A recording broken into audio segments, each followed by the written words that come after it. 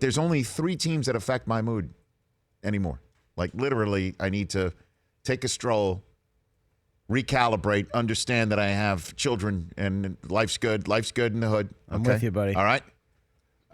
It's Yankee baseball, Michigan football, and when Michigan basketball plays those intense games. That's it. That's about it. That's about it. The Jets, that's the way that one went. I'll catch you. I'll catch you on occasion. I'm not gonna. I can't do it. I can't do the living and dying anymore. I can't do it. I can't have it. Can't do it.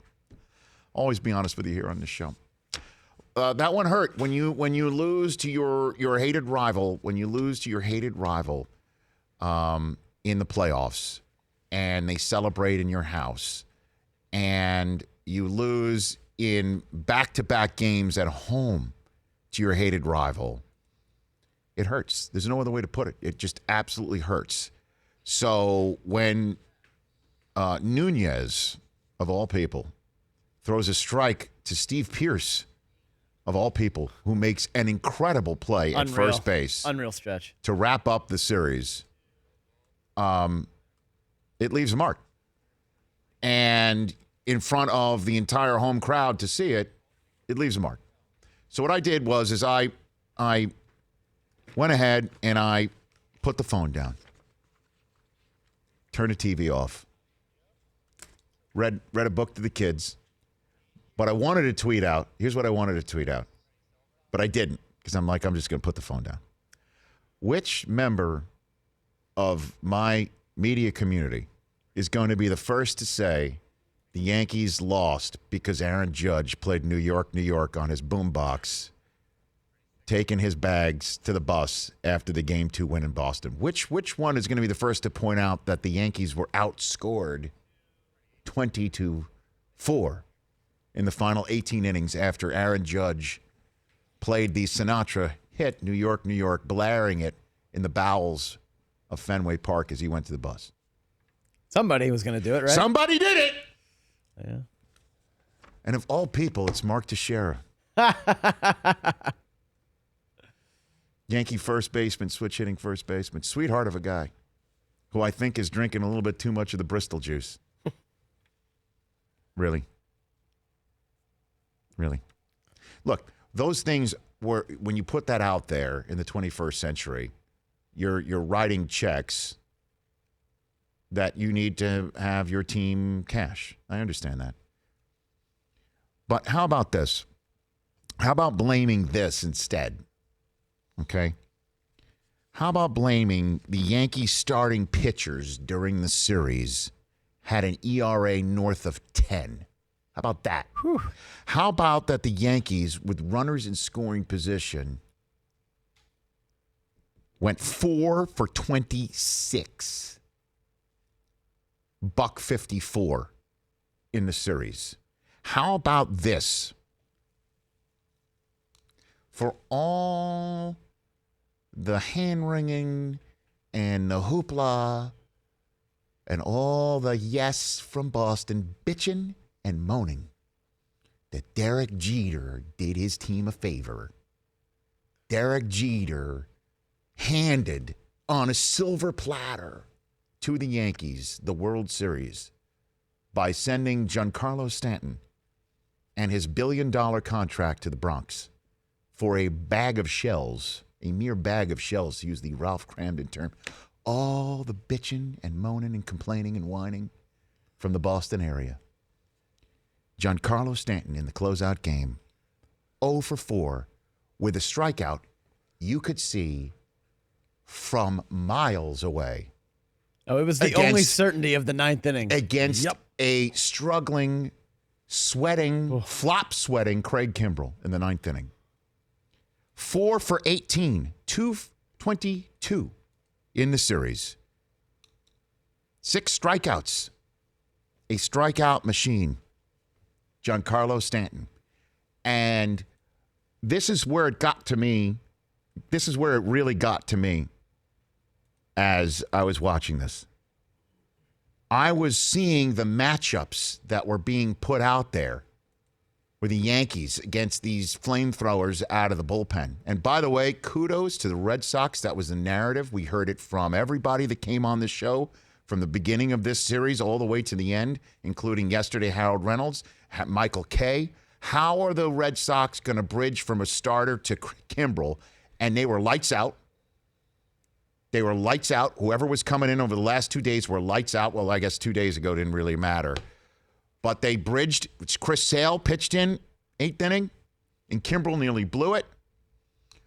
But that's what caused the Yankees to go down.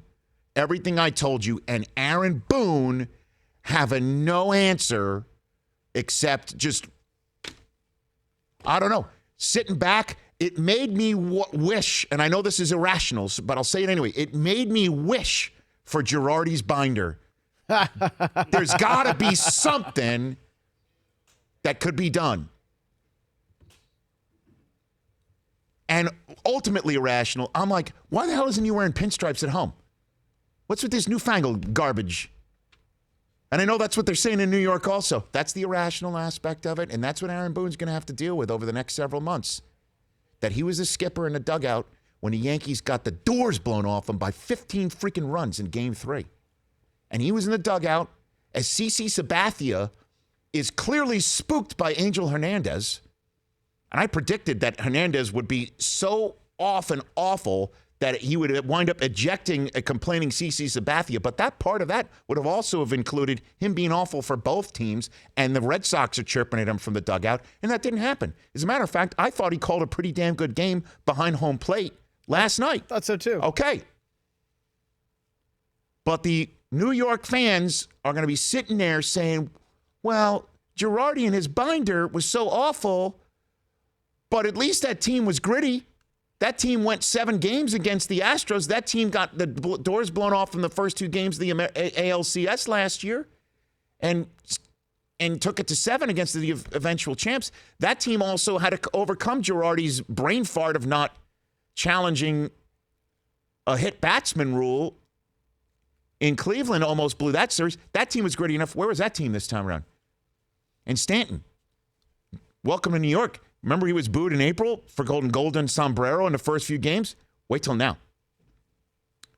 And also, I'll say this to Teixeira and everybody else who thinks that Judge is to blame in any way, shape, or form. What, he pissed off the baseball gods or the Red Sox? Yeah, Brock Holt hitting all those meatballs that was thrown his way in Game 3. He's thinking of Aaron Judge playing New York. And it's not like Aaron Judge took his boombox like John Cusack and stood outside of the Red Sox locker room blaring it. He put it on the back of his luggage when no one was around as he's going to the bus. Maybe to fire up his own teammates. Somebody shot it on video and posted it on social media. But clearly he did it, and the Red Sox saw it, as evidenced by the fact that they played New York while they were celebrating last night. And that hurt too.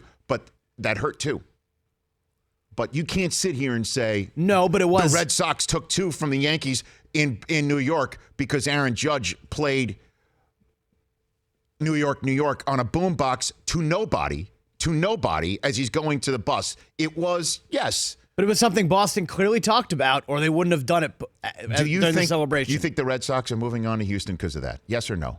Well, no. Okay. But clearly they talked about it. All I'm saying is I don't want to take the eye off the ball here that the Yankees are a flawed team. The Red Sox are a better team. They might not have a better on paper. And the Yankees starting pitching is not ready for prime time. Severino, whatever's going on in the bright lights, they got to figure that one out. But congratulations to your Red Sox, man. They proved their determination and grittiness, and Brock Holt, what he did in that Game 3, and Devers and Cora pushed the buttons correctly. Last night, Aaron Boone tried to do it too, and the button he should have pushed was if he's seeing CC barking at his ump, and CC is not getting the calls in his mind, and he's not getting people out. And Cashman, the Stanton move, the Zach Britton move didn't work out. That's your post-mortem on the Yankees in 2018. The Rich Eisen Show, weekdays at noon Eastern on Audience.